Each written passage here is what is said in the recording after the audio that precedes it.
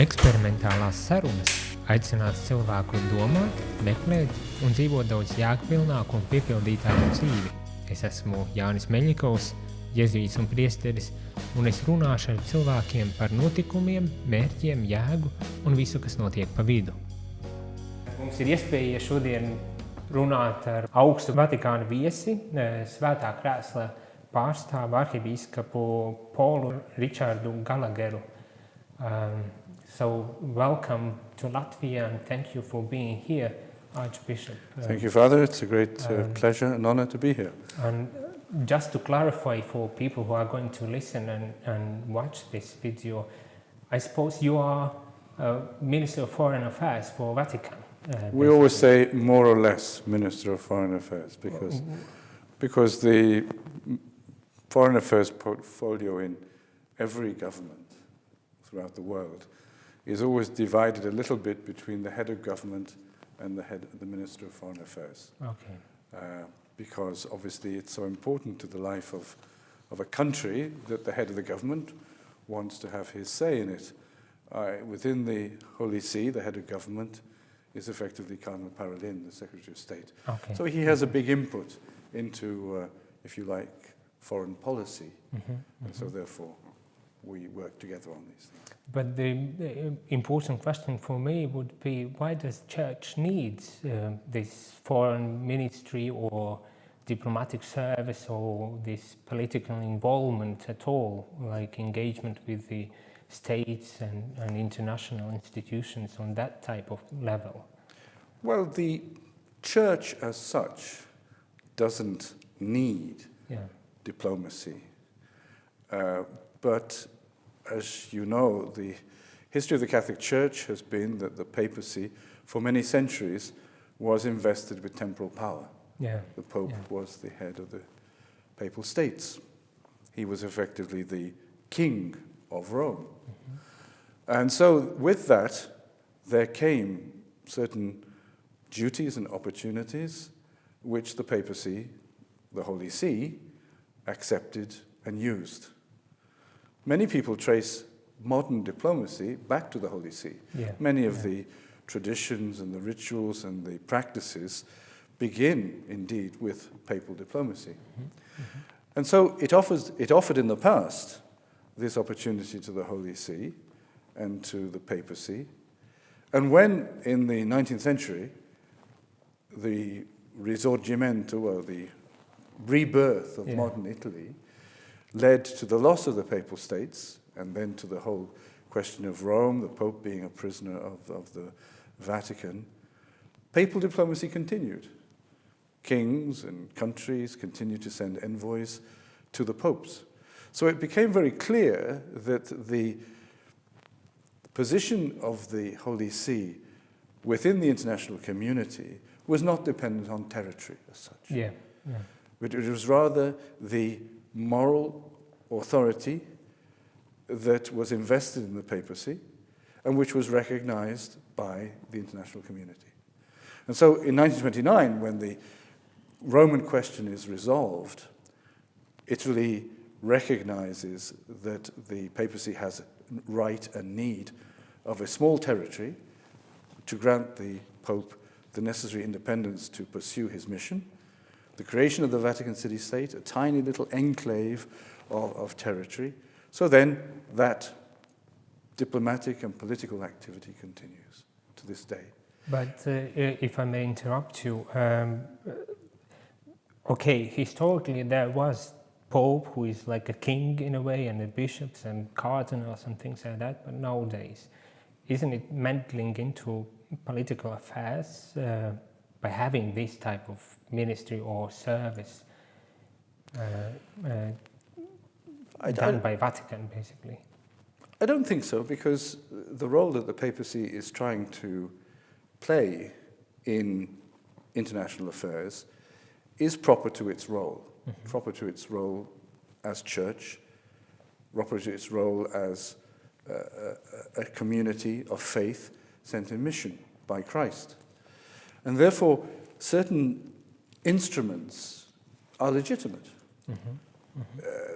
We may not say they may not be eternal, but the opportunity to engage with the international community, the opportunity for the Pope to be represented throughout the world through his apostolic nuncios, the possibility and opportunity of receiving ambassadors from countries, establishes a network of communication, a network of exchanges, which is very favorable to international well-being, to promoting understanding between countries, promoting the values of the gospel, principally, but also those humanitarian values of which are derived from the gospel, and which are also the patrimony of the whole of humanity.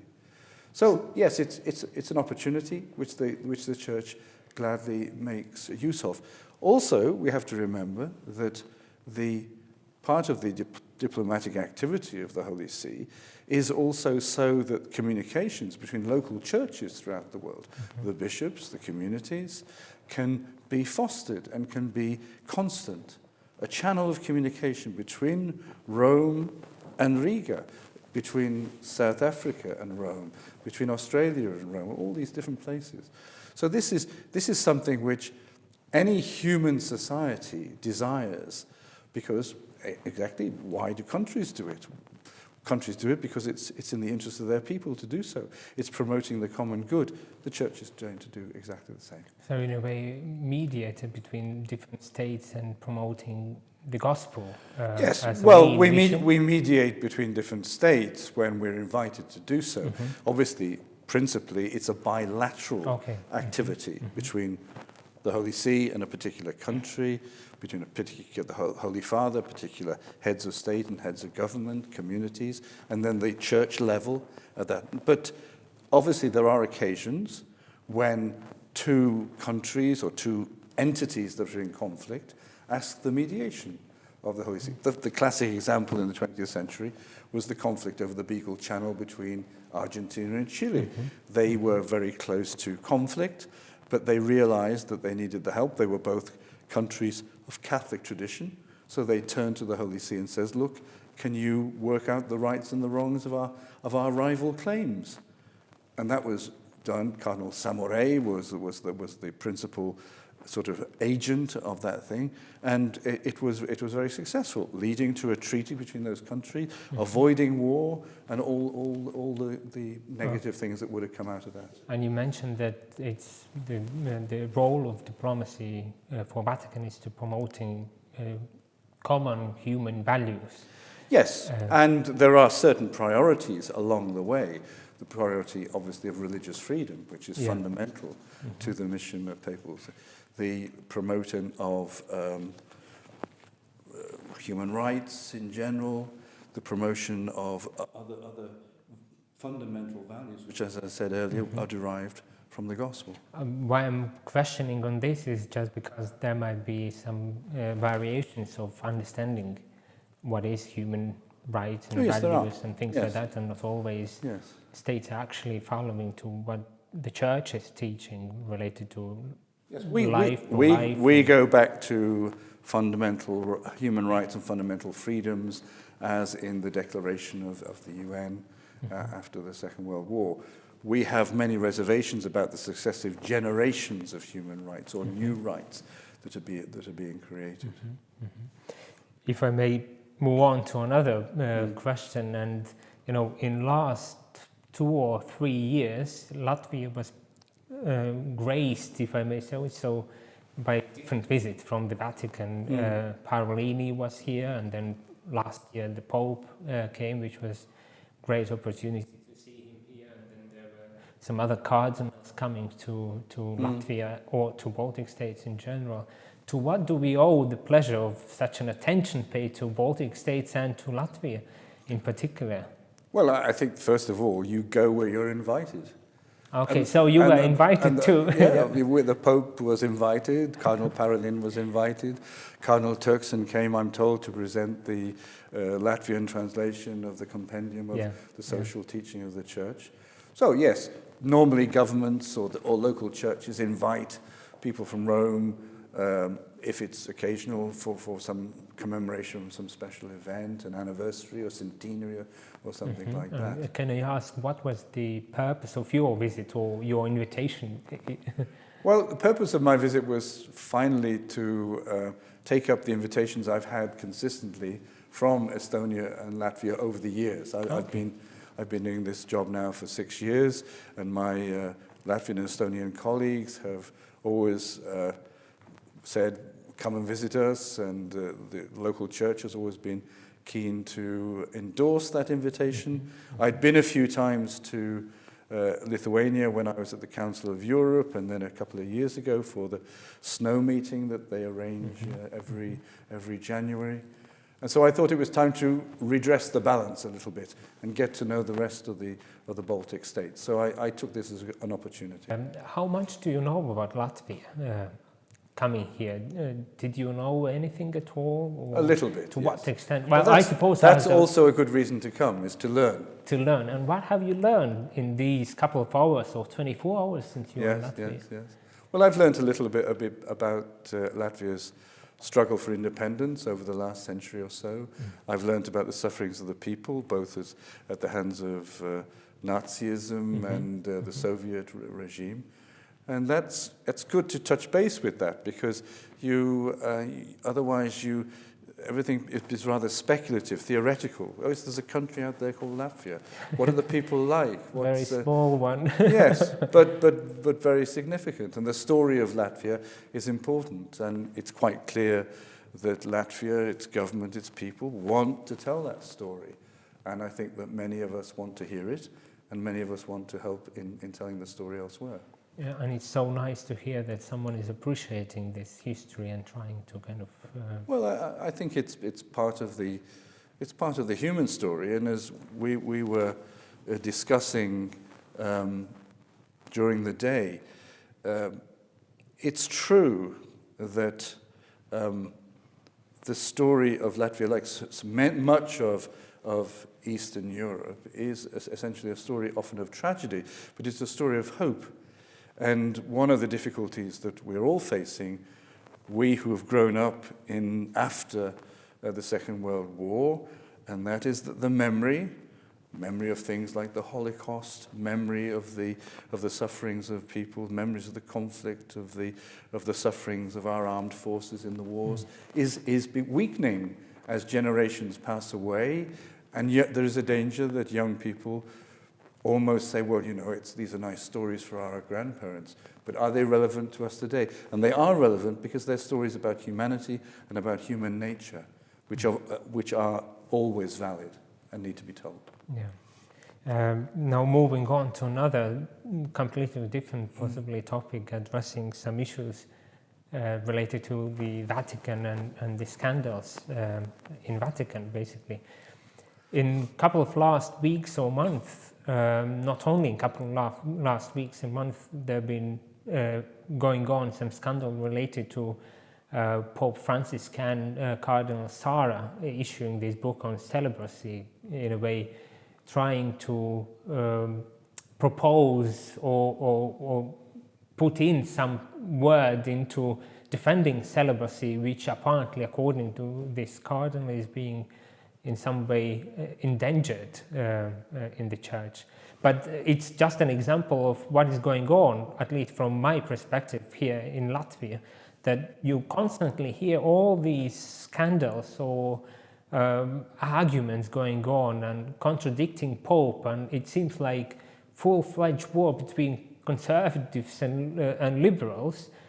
What I'm asking is basically what's going on in the church or in the Vatican. Well, I think you have to distinguish between the Church and the Vatican. The Vatican isn't the Church, and the Church isn't the Vatican. I am 66 years of age. Yeah. I was born in 1954, so I was born 9 years before the opening of the Vatican Council. The Vatican Council ends in 65, and then in the late 60s, I'm already beginning to understand a little bit about the dynamics of the church and the debates in the church following the Second Vatican Council. For all that time that I have been conscious of these things, people have been debating and discussing the value and the tradition and the discipline of celibacy in the church. So, frankly, I don't see anything particularly new here. Mm-hmm. Mm-hmm. What is perhaps is that, as you observe, there is this tension in the church between conservative groups and liberal groups. And this polarization perhaps has become worse in recent years. Certain events have tended to make conservative groups perhaps a little bit anxious that there is a danger that the discipline of the church universally might be changed. This is not the Holy Father's intention. Mm-hmm.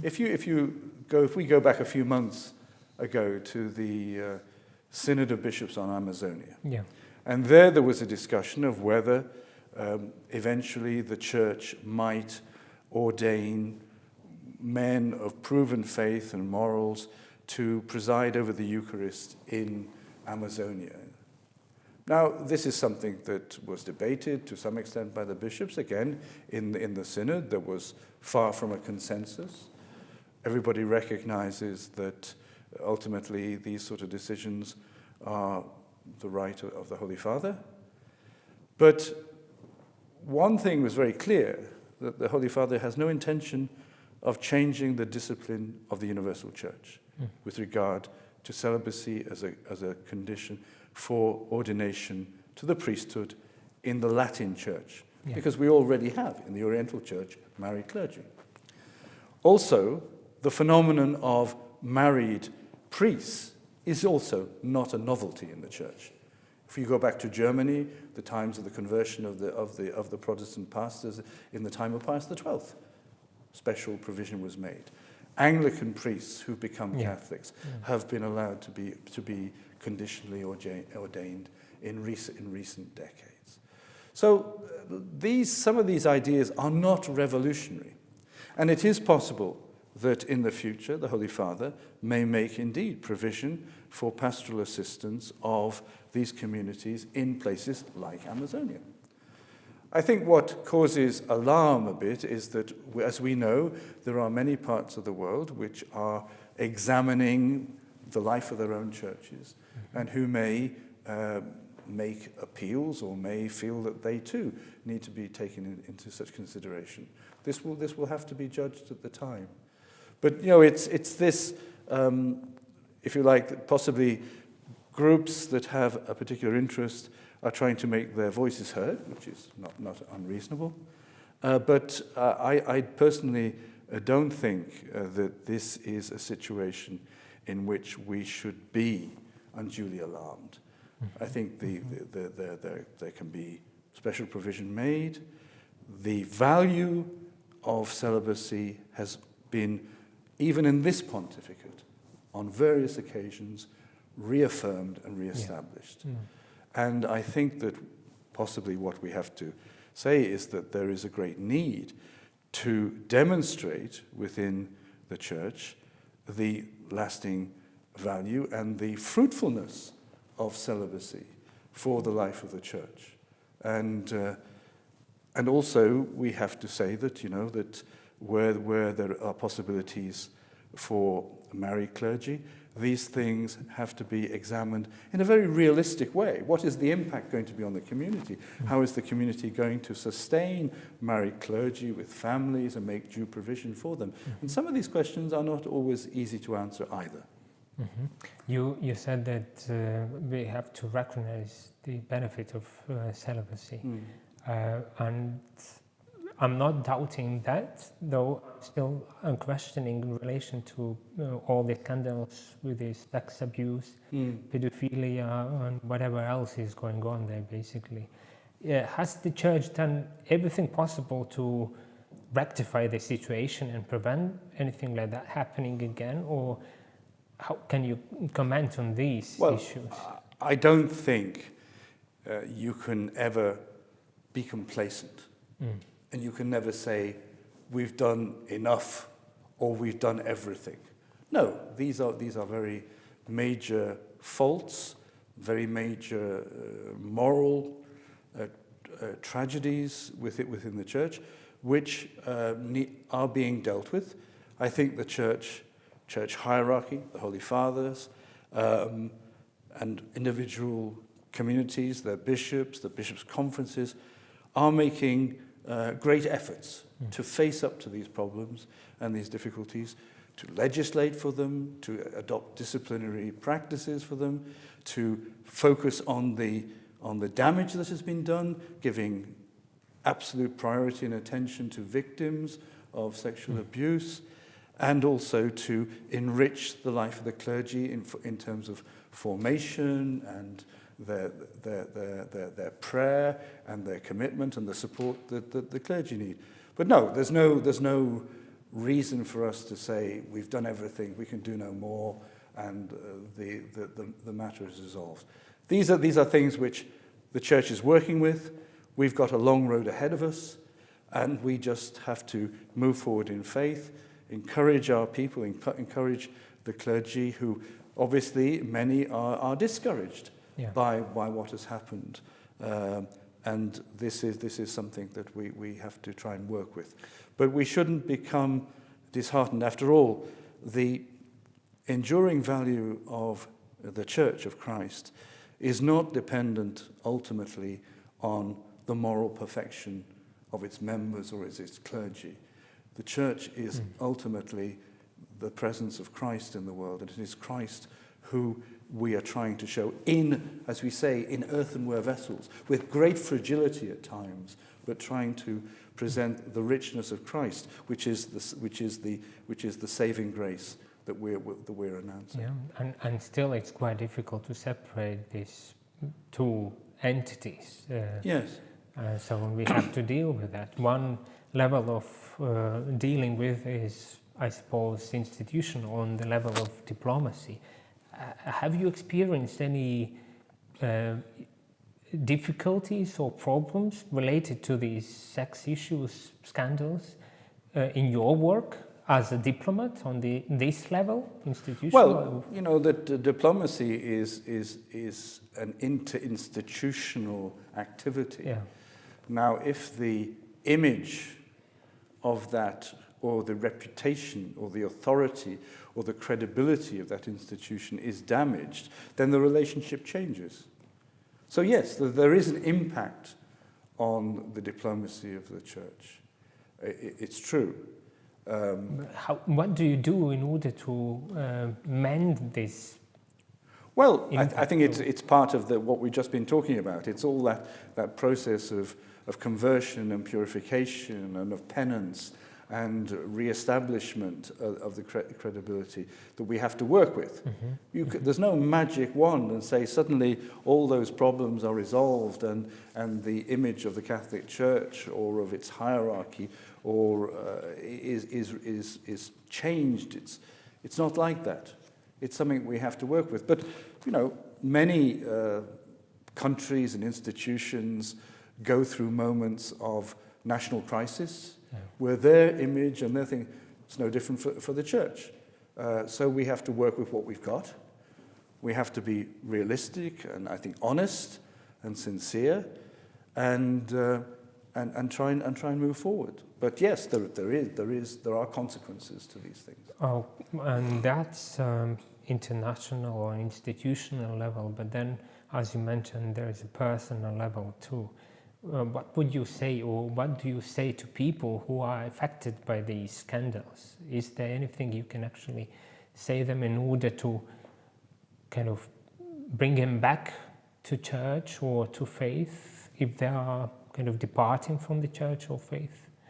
Because that impacts on a very basic human level a lot of people, not just Catholics, but all over the world, different type of people, and they are questioning faith, church, trust, values, and things like that. What do you say to people who are experiencing challenges on these issues? Well, you reply as you reply to anybody else who asks you a question.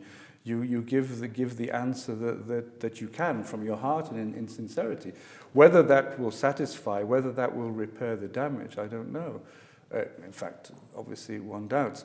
again, I come back to the fact that what is at the very center of Christianity, it's the very center of the mystery of the church, is not that we are, in one sense, preaching a way of life or inviting people to become part of a community or an institution which pretends perfection.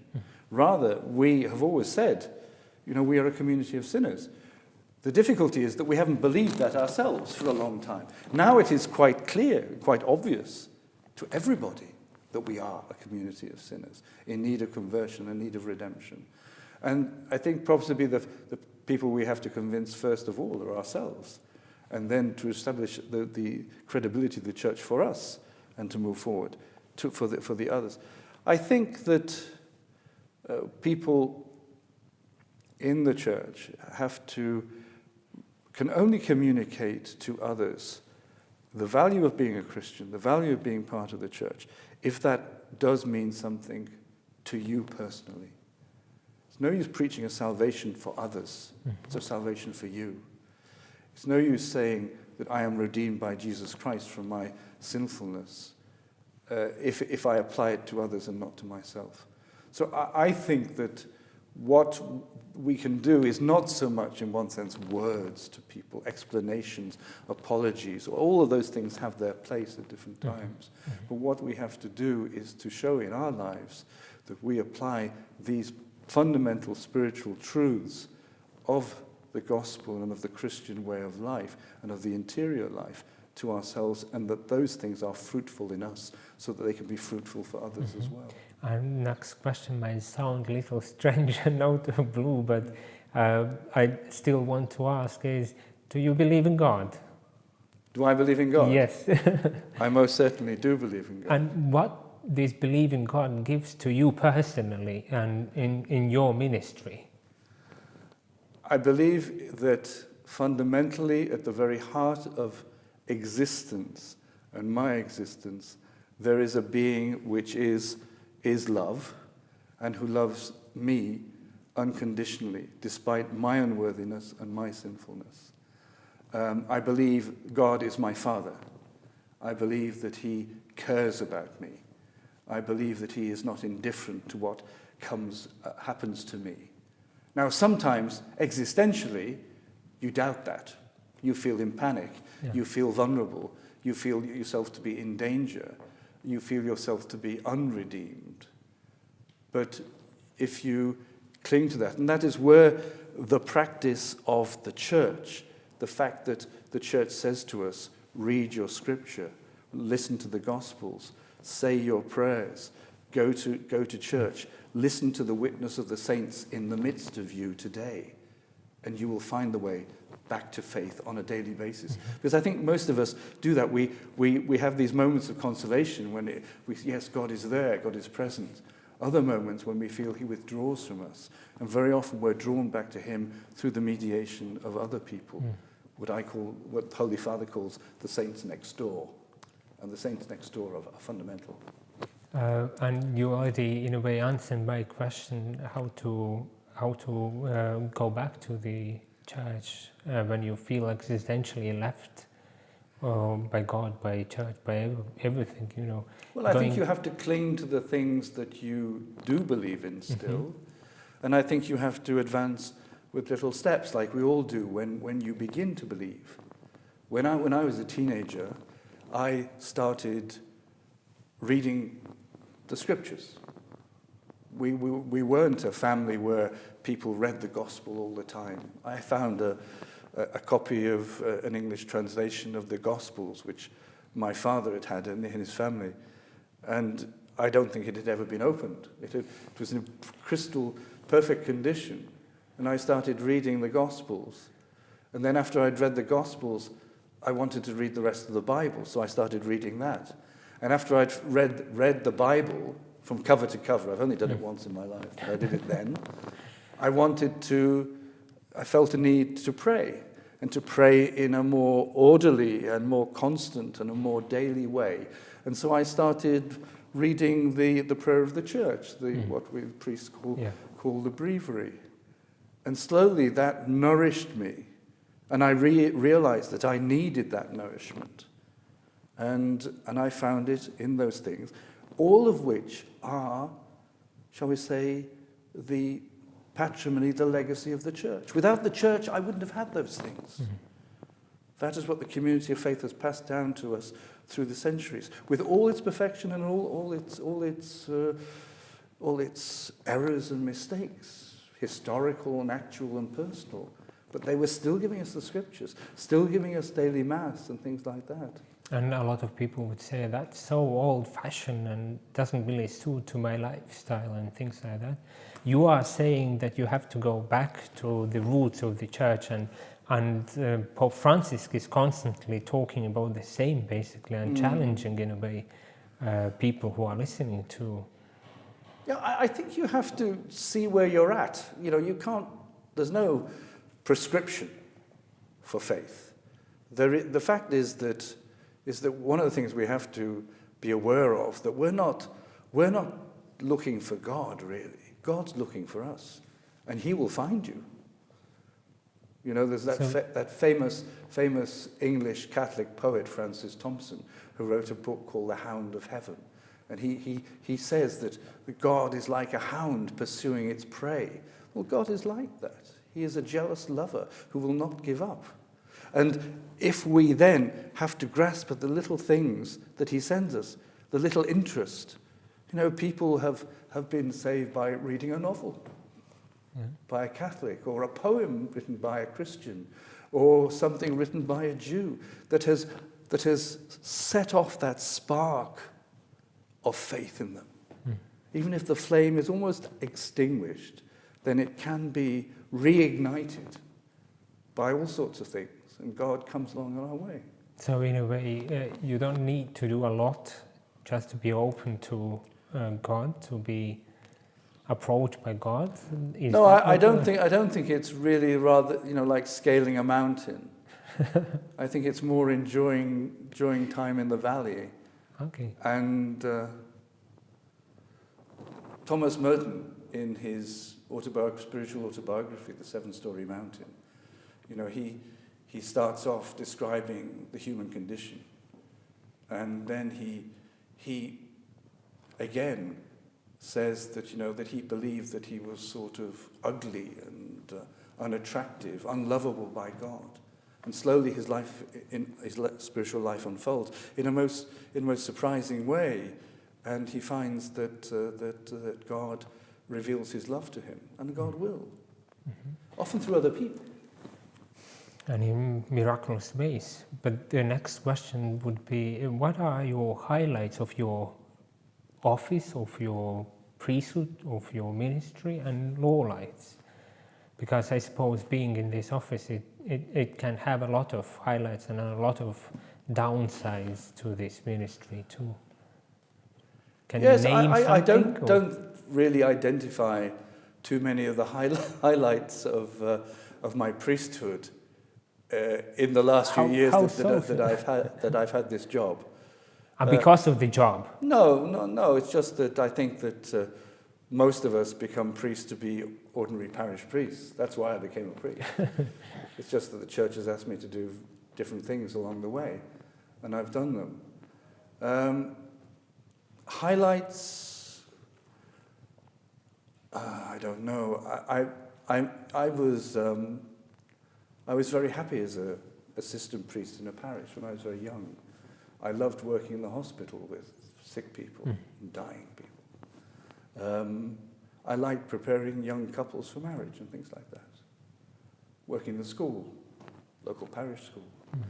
Those are the things I think which... And then later on, years later, I did quite a bit of spiritual direction. I studied spirituality before I went in to study canon law for the diplomacy and things like that.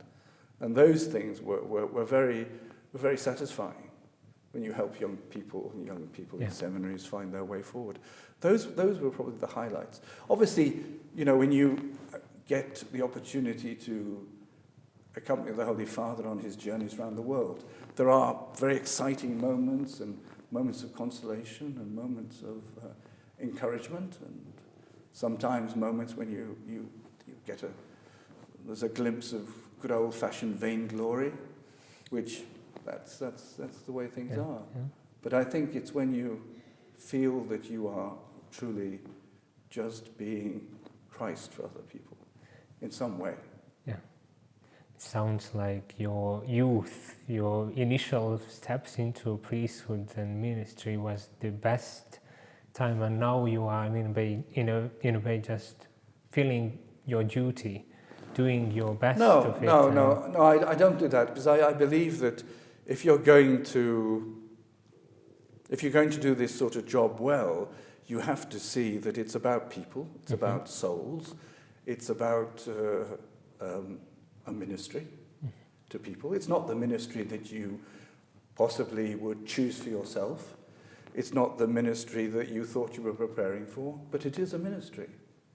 And even at the level of politicians and diplomats, they've got souls as well, and they've got spiritual needs, and they need encouragement, and sometimes correction. So we try to do all of those things in different ways. But I'm wondering about,